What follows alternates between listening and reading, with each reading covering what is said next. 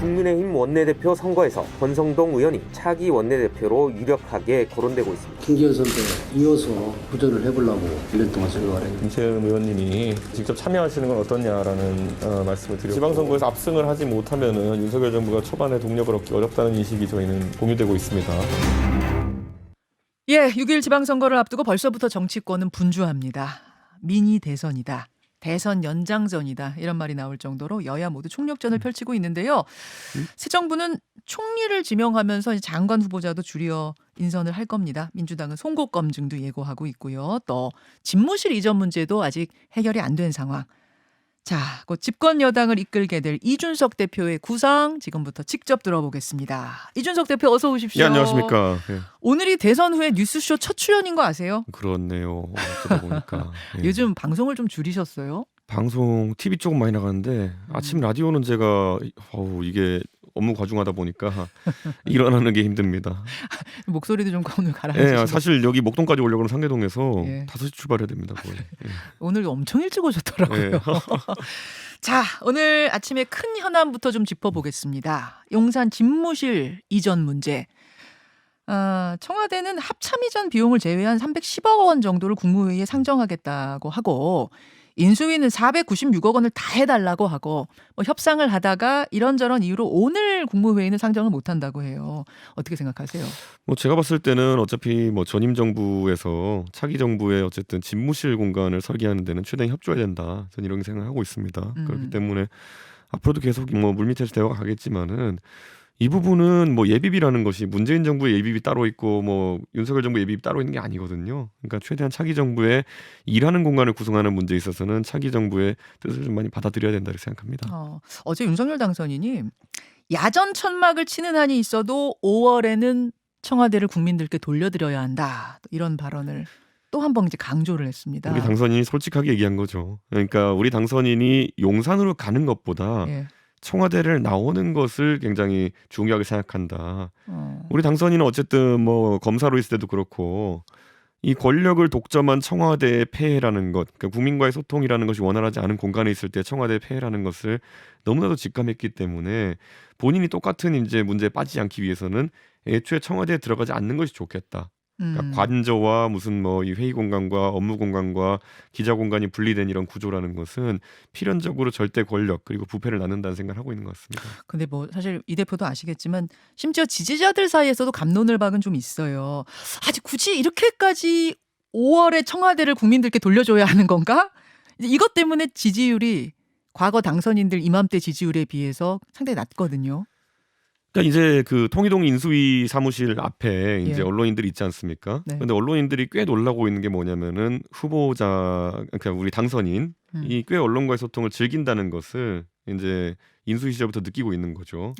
그래가지고 이제 많은 언론인들이 어제도 제가 언론인들과 저녁에 식사를 했습니다마는 왠지 진짜 집무실이 청와대 밖으로 나와가지고 지금 용산 집무실 설계대로 언론인들이 같은 건물 내 또는 같은 층에 배치되게 되면은 굉장히 소통이 잦아질 것 같다는 이제 기대감이 있는 겁니다. 그렇기 때문에 이런 어떤 방식의 변화라는 것을 아마 국민들이 바로 체감할 수 있을 것이기 때문에 저는 일시적으로 아직까지 이게 물건이 보이지 않기 때문에 네. 평가가 좀 박할 수 있겠지만은 실제로 집무실 이전이 완료되고 그래서 대국민 소통, 언론 소통이 강화되면은 좋은 평가가 바로 나올 거라 봅니다. 지금 당선인 지지율이 낮은 부분도 실제 이행이 되고 나면 물건이 보이면 회복될 거다. 그리고 아직까지 본 게임이 시작 안 됐습니다. 지금 이게 이례적으로 집무실 이전에 전임 정부가 굉장히 반대를 하기 때문에 예. 이게 쟁점이 돼서 그렇지 당장 어제 총리 인선 발표되고 나가지고 한덕수 총리 후보자 같은 경우에는 굉장히 진영을 막론하고 아직까지는 좋은 평가를 받고 있지 않습니까? 그래서 앞으로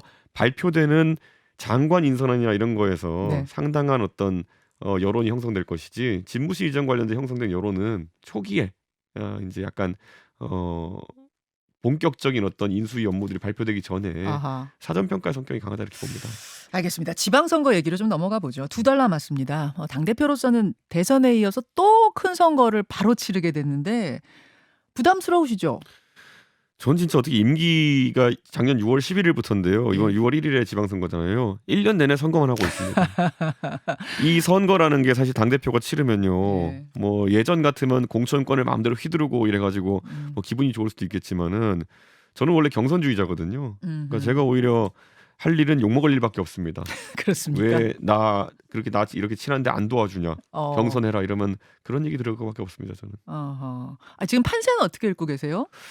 우선 이제 지난 지방선거가 2018년에 저희가 몰패를 했기 때문에요. 예. 그거보다는 좀 나아지리라는 기대를 많은 사람들이 하고 있습니다. 그리고 또 우리 윤석열 당선인이 아주 이제 뭐 박빙승부긴 했지만은 충청도 권역에 있어가지고는 그래도 우세를 좀 보여줬기 때문에 그 우세가 지속되길 바라는 그런 마음이 있는 것 같습니다. 그런데 어쨌든 민주당은 현역 단체장들이 있거든요. 예. 그렇기 때문에 아마 그런 프리미엄을 좀 무시할 수는 없겠다. 그런 생각을 하고 있고 저희가 최고의 후보들을 내기 위해 노력하고 있습니다. 보통은 대선 있고 나서 얼마 안 돼서 치르는 선거에서는 여당이 그러니까 새로운 여당이 항상 유리해요. 유리한데 이번에도 그게 통할 것이냐? 아니다. 이번에는 표차가 너무 적었기 때문에 이 뒤집어질 수도 있다. 뭐 여론이 왔다 갔다 하더라고요. 관측이. 뭐 표차보다도요. 저는 이번에 아마 윤석열 정부에 대한 기대감이 이제 정권 출범 시기에 맞춰서 좀 반영되리라 이렇게 봅니다. 그런데 아까 제가 언급한 것처럼 인사 문제나 이런 것이 있어가지고 또 하나의 리스크라고 한다면은 청문회 전국에서 네. 저희가 뭐 18분 장관 이렇게 임명하고 있을 때 예. 그분들 아무리 검증해도 한두 명 정도는 좀 우리가 예상하지 못한 상황이 나올 수도 있거든요. 근데 그런 것들을 어떻게 정부에서 잘 관리하느냐가 굉장히 중요할 것 같습니다. 그러니까 이번 지방선거에는 결국은 그 장관들 인사 국면이 영향을 미칠 수 있다고 보시는 거예요. 저는 뭐 총리 청문회는 사실 큰 문제가 없을 거라 보는 게 문제 없을 거라고 보세요. 지금 민주당에서는 송곳 검증하겠다 벼르고 있는데요. 제가 어제 참 우연한 기회에 예. 이제 그 한국사진기자협회의 사진전을 저랑 당선인이랑 박병석 의장님이 같이 이제 관람하게 됐어요. 국회의장. 예. 그래서 저희가 지나가면서 이런저런 얘기하다가 한덕수 총리 지명자 얘기가 우연히 나와가지고 제가 뭐 의장님한테 박병석 의장님한테 뭐 한덕수 총리 지명자 괜찮은 분이죠 이런 식으로 물어봤더니만은 우연하게 전 진짜 몰라서 그렇게 얘기한 건데 박병석 의장님이 15년 전에 인사청문위원장을 제가 했어요 이러시더라고요. 15년 전 그 총리 인사청문 할 때 그 위원장이셨대요. 그러면서요. 의장님이 그래서 제가 그 뒤에 뭐 다른 건 안 여쭤보고 농담 삼아서 의장님 문제 없는 분이죠 그랬더니만은 하하 15년 전에는 전혀 문제 없는 분이었다는 취지로 말씀하시더라고요. 15년 전에는 문제가 없었는데 네. 지금 이제 15년 동안 무슨 일이 벌어졌냐 하면은 김앤장을 갖고 거기서 뭐 론스타 매각건이라든지 이런 것과 혹시라도 뭔가 연결된 건 아니야? 이런 얘기를 민주당에서 하세요.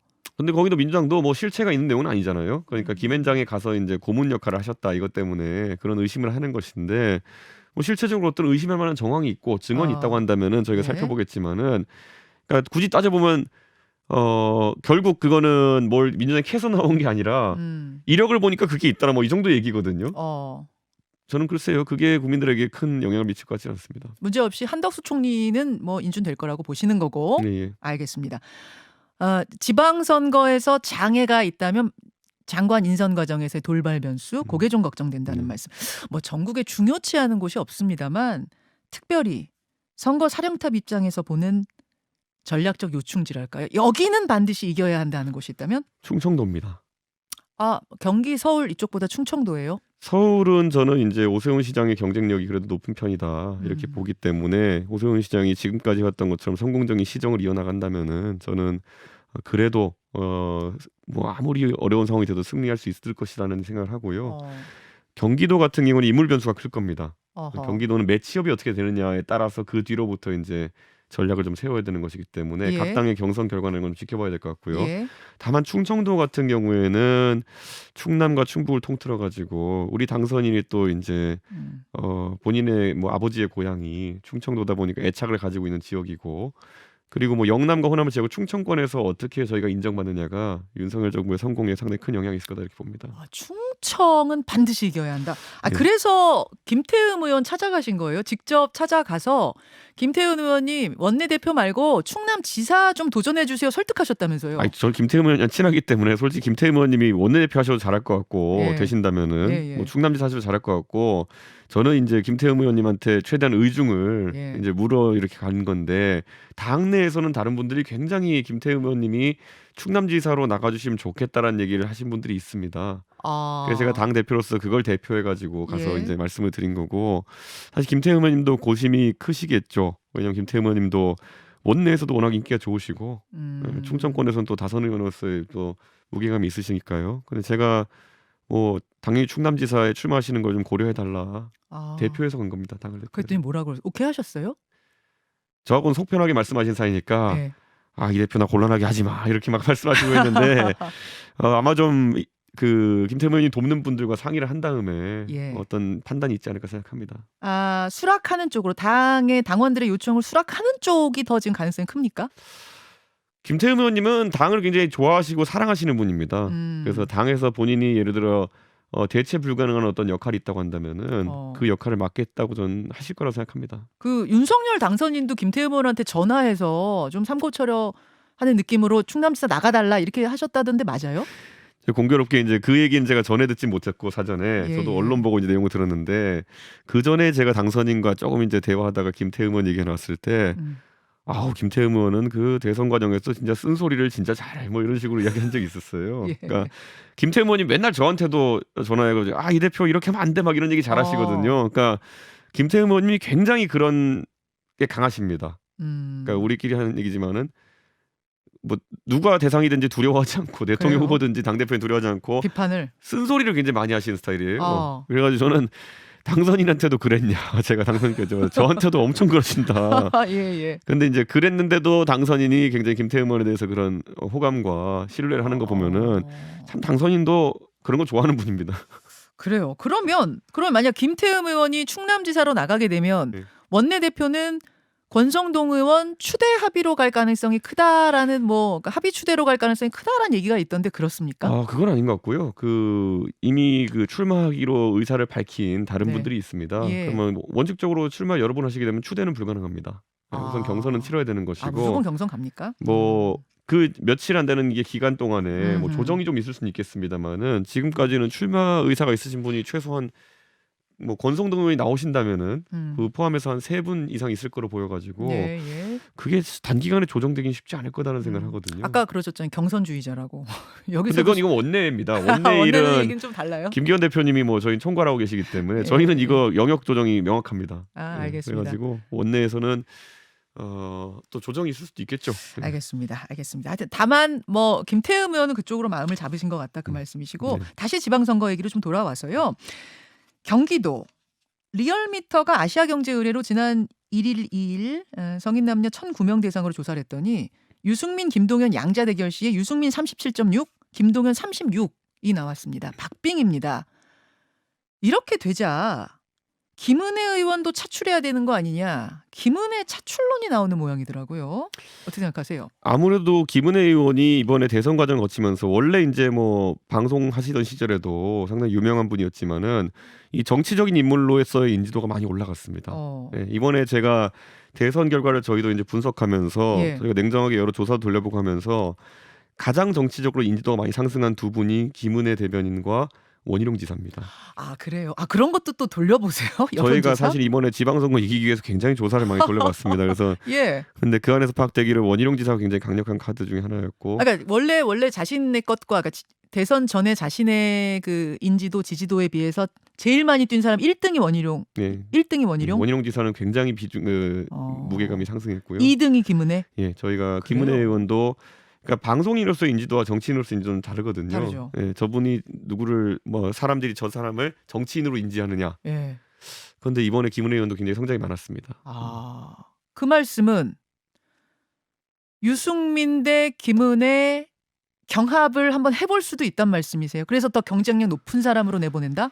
그거는 당에서 판단할 문제는 아닙니다. 사실 김은혜 의원한테도 김은혜 의원 인지도가 많이 상승했다는 사실을 제가 알려주지 않았습니다. 예, 오늘 방송을 통해 오늘 알게 첫 되시겠죠. 공개예요? 예, 왜냐하면 저희 내부 조사로 저희가 파악한 것이고 예, 사실 그래서 원희룡 지사도 사실 저희가 경기도의 경쟁력 조사를 저희가 돌려본 적이 있습니다. 그래요? 굉장히 경쟁력 있는 걸로 나왔고 원희룡 지사가 나갈 가능성이 있습니까? 경기를? 주소지 안 옮겼을걸요. 그렇죠. 예, 그래서 제가 이제 편하게 말씀드린 겁니다. 그러네요. 김은혜 의원은 거기가 지역구니까 예, 그래서 지금이라도 나가려면 나갈 수가 있는데 예. 당대표, 그러니까 선거 사령탑 입장에서는 어때요? 개인 의견 아직 모르겠다고 하셨고.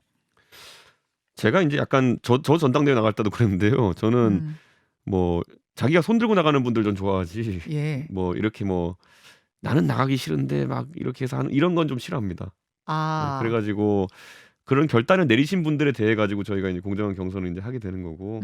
예. 싫다는데 억지로 차출하진 않겠단 그렇게 말씀이에요. 되는 건 당 차원에서 할 일은 아니다. 이렇게. 지금은 어떻게 소문 듣고 계세요? 본인 의사가 있대요, 없대요?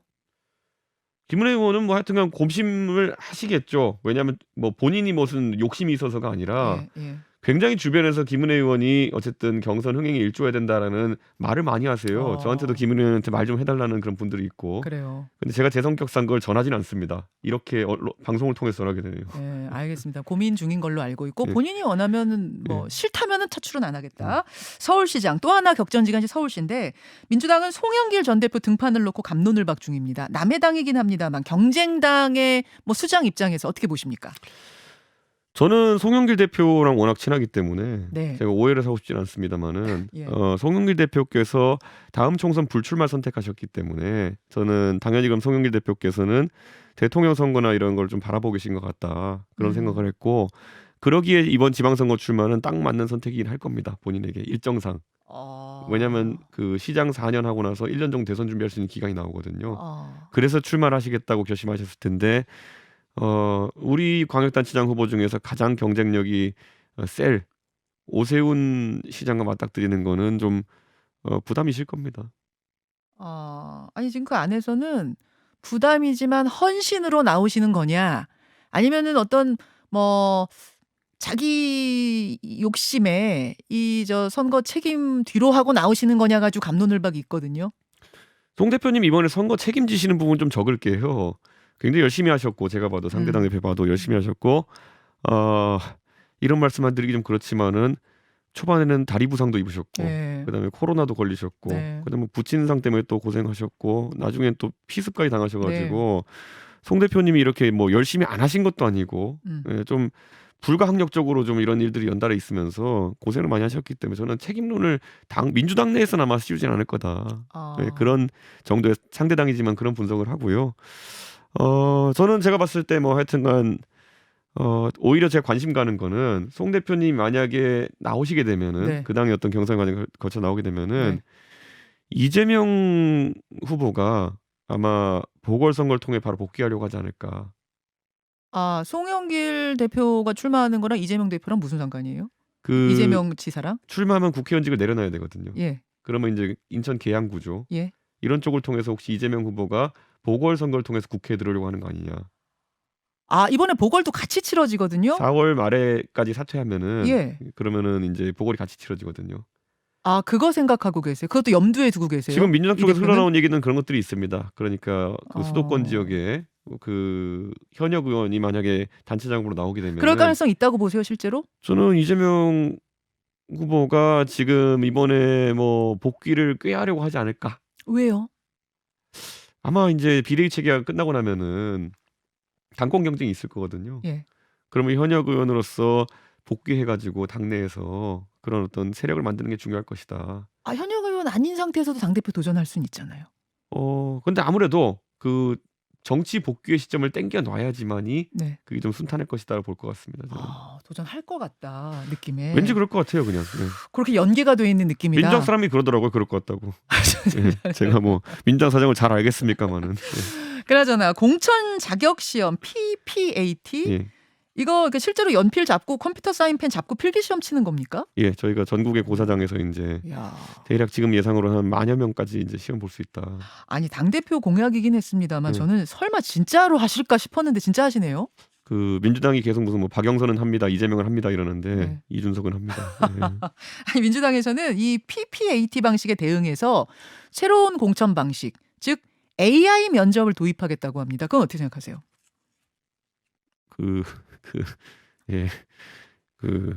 어지간히 좋아하겠습니다, 공천자들이. AI 면접? AI가 면접해가지고 날 떨어뜨렸다 그러면 어지간히 좋아하겠습니다. 아니 근데 필기 시험에 대해서도 지금 그런 거 왜 치러야 돼요 하는 목소리 있잖아요. 국민의힘도. 근데 저희가 그 시험 문제가 공개가 됐거든요. 예. 그 샘플 문제가. 그리고 대충 보고 나서 젊은 세대 반응은 예. 이거 보기 싫어가지고 지금까지 그랬단 말이야? 라는 얘기 굉장히 많습니다. 쉽단 얘기예요? 난이도가 뭐 저희가 뭐 누구 골탕 먹이려 낸 시험도 아니고 예. 예를 들어 운전면허 시험이 누구 골탕 내려 먹이려고 낸 시험 아니거든요. 표지판을 읽어야지 운전할 수 있는 거고 그런 것들이 필수적인 것들을 측정하는 것인데 마찬가지입니다. 의정 활동하려면 꼭 필요한 것들만 물어봅니다. 알겠습니다. 합당 얘기가 있고요. 또 전장간에 관련된 이야기도 좀 남아서 2부 조금 더 함께 하죠. 예. 이준석 대표 오랜만에 출연을 하셔서 오늘 이야기를 조금 더 이어가겠습니다. 이준석 대표, 그 같은 선거구에서 3번 이상 출마해서 낙선한 사람들은 공천에서 배제한다 이번에. 네. 그런 룰을 만드셨더라고요. 네. 그래서 박성효 대전시장 예비후보 같은 경우에는 피켓 시위도 하고 그러는 것 같던데. 저는 이거 보면서 이번에는 지방선거지만 다음 총선에도 적용하면은 그러면은 이준석 대표 3번 떨어지셨잖아요. 이거 안 그래도 그래서 저희 최고위에서 만든 게 아니라 이 룰은 공관위에서 만들었거든요. 예. 이 사람들이 날 저격하려고 하나 이런 생각도 했거든요. 그러니까요. 근데 알아봤더니만은 그러니까 우리 당 후보로 그러니까 그 국민의힘 또는 그 전신정당의 후보로 3번 이상 출마하면 안 된다 이런 거거든요. 이 대표는 그러니까 전에 바른미래당 달고 나왔던 제가 첫 번째 출마는 새누리당, 두 번째는 바른미래당, 세 번째는 이제 미래통합당이었기 때문에 여기에 저는 적용이 안 되더라고요. 그리고 총선 때 룰은 다를 겁니다 또. 아니 근데 이제 이 룰에 대해서 험지인 곳은 3번 아니라 10번도 떨어질 수 있는데 이거 좀 가혹하다 이런 얘기가 있어요. 이게 있어요. 저는 이제 3번 떨어진 게 뭐냐면 중간에 보궐이 껴서 그렇거든요. 그러니까 총 선거한 기간은 5년밖에 안 돼요. 네. 근데 예를 들어서 3번 했으면은 12년이거든요. 그거는 이제 좀 다르다라는 얘기가 좀 많죠. 험지는 그럴 수 있잖아요. 계속 나가죠. 이런 거죠. 그러니까 40대에 처음 출마한 사람이 50대가 되는 거고 네. 다음 출마에 또 50대 중반 후반이 되는 거고 그러면 그 지역구에 애초에 다른 사람들이 또 성장할 수 있는 기회를 뺏는 거 아니냐. 뭐 이런 얘기도 있어가지고 그런 취지에서 한 걸로 알고 있는데 모르겠습니다. 이게 저는 저희가 최고위가 한 게 아니라 공관위가 있기 때문에 네네. 공관위가 아마 공천 상황을 보고 이제 현재의 판단 내린 거라 보고 저희는 별말 안 하고 있습니다. 그래요. 합당은 이번 주 내로 정리가 됩니까? 저는 사실 지난주 내로 정리되길 바랬습니다. 근데요? 협상단에게 상당히 많은 전권을 주고 지금 임하고 있는데 예. 뭐 내부적으로 조금 이제 아무래도 선거가 있다 보니까 민감해서 이견이 있는 것 같습니다. 이견이 있습니까? 예. 선거에 어떤 룰을 두고 그런 국민의당과 국민의힘이 좀 이견이 있는 건가요? 뭐 없다고는 말씀 못 드리겠고요. 근데 뭐 과거의 협상에 비해서 큰 이견은 아니기 때문에 잘 조율될 거라 기대하고 있습니다. 어떤 종류의 이견입니까? 뭐 아무래도 국민의당 같은 경우에는 당세가 지금 뭐 의원이 3명 정도 그리고 저희가 110명 정도이기 때문에 워낙 차이가 안 나고 당원 수는 저희가 한 85만까지 가고 거기가 이제 한 10,000 몇천 명이더라고요. 그러니까 당원 경선이 이런 거 하면 너무 불리하다는 겁니다. 그래서 저희가 그럼 뭐 그 안에서 국민의당 출신 능력이 출중한 분이 있다면 그분이 불리하지 않은 환경을 만들어줘야 되는 건 맞거든요. 그래서 그 측면에서 지금 논의가 되고 있는 겁니다. 그래요? 돼야 되는 거예요? 안 될 수도 있어요, 합당? 저는 하고 싶어 죽겠어요. 하고 싶어. 제가 지난번에도 작년에도 하고 싶어 죽겠는데 하고 싶어 죽겠던 건 아니잖아요. 예전에는. 아니 예전에 저는 싫어하셨잖아요. 당면 빼고 다 들어준다라고 했는데 네. 그때 이제 안 한다고 제가 마지막에 할 거냐 안 할 거냐 예스 노라고 했잖아요. 제가 그때. 알겠습니다. 곧 돌아올 안철수 위원장 조기 전당대회 요구는 하지 않겠다고 했는데 내년도 차기 당대표에는 도전할 것으로 보입니다. 지금 뭐 여러 가지 이제 인터뷰를 통해서 보면. 근데 이준석 대표님도 전에 개혁 정치 완성 못하면 뭐 차기 당권 도전할 수 있다 이런 얘기를 또 하신 것 같아서 제가 이제 이게 있어요. 저는 이제 내년까지 임기면은 그다음에 다음 당 대표가 총선 공천을 하거든요. 그 총선 지휘를 하고 제가 사실 아까 국회의원 선거 3번 나간 얘기하는데 첫 번째는 뭐 그 당시에 굉장히 강했던 안철수 대표랑 붙었고 두 번째로는 제가 바른미래당 당세가 약한다고 나갔으니까 좀 그렇고 근데 세 번째는 진짜 분위기 좋았거든요. 그런데 미래통합당 우리 기억하지만 마지막에 좀 홈런도 있고 이래가지고 중앙당 변수가 좀 있긴 있었어요. 그러다 보니까 저는 상계동 당선되고 싶어서 지금 정치하는 거거든요. 그런데 그러기 위해서 제가 상계동에서 열심히 뛰어다니면서 인사하는 것도 중요하지만은 중앙당이 안정되는 것도 중요합니다. 그런데 제가 그래서 다음 당대표로 만약에 제가 생각하는 A와 B 의원이 만약 도전한다 그러면은 저는 그분들 밀 거고요. 제가 약간 불안하게 생각하면 C나 D가 도전하면은 그분을 막기 위해서 뭐라도 해야 됩니다. 저는. C와 D가 누구예요? 안 알려주죠. 거기 한 명이 안철수 대표입니까? 안 알려주죠. 알겠습니다. 이준석 국민의힘 대표. 그나저나 이준석이란 이름 앞에 네. 요즘 원래는 뭐 수식어가 최초의 30대 당대표, 세대 교체 이런 좋은 것들이었는데 요즘 들어서 갈라치기, 혐오 이런 수식어 등장합니다.